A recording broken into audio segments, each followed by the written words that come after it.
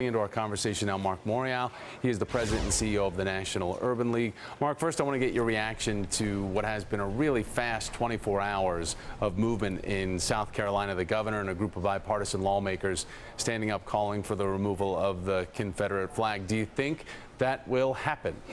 It's what they've done is they've struck a blow for justice and for 21st century America. And I think the breadth of the coalition from the governor's announcement yesterday, which included, of course, Tim Scott, Lindsey Graham, Jim Clyburn, and a wide range of leaders in South Carolina. And now today, the vote in the House, which was overwhelming, certainly demonstrates that this heinous killing at the AME Church in Charleston has struck a chord, has really struck a chord. And I think this is, as I think Reverend Rivers said, a hallelujah day. But again, we cannot rest until the final vote is taken. So as we look at this and the fact that they are going to be taking a further debate, the House moving forward with conversation on this after they resume their budget talks and settle that, we know that the governor's announcement is tectonic in terms of her shift on this issue, and we've seen several businesses and states take action about the Confederate flag. We even have Walmart, Sears, Kmart, eBay say they will no longer sell Confederate flag products. Also in Virginia, the state wants to ban the Confederate flag. You see there the example of how it appears on the state license plate.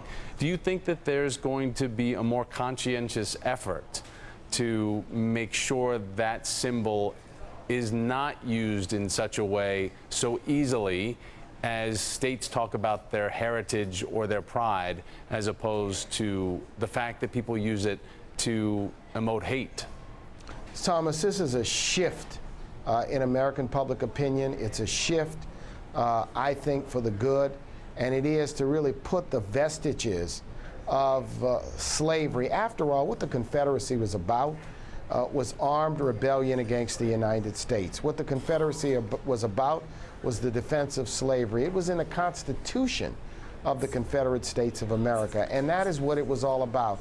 And as we move to the 21st century, when these major corporations, and I applaud the steps that they've taken, do this, they're sending a strong message that the broad consensus developing in the country is to move beyond the symbols of hate.